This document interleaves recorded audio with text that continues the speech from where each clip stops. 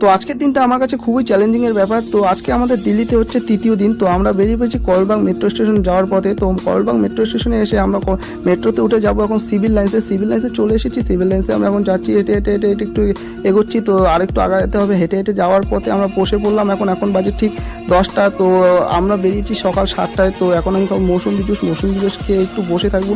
তো এখন বাজে মোটামুটি 12টা।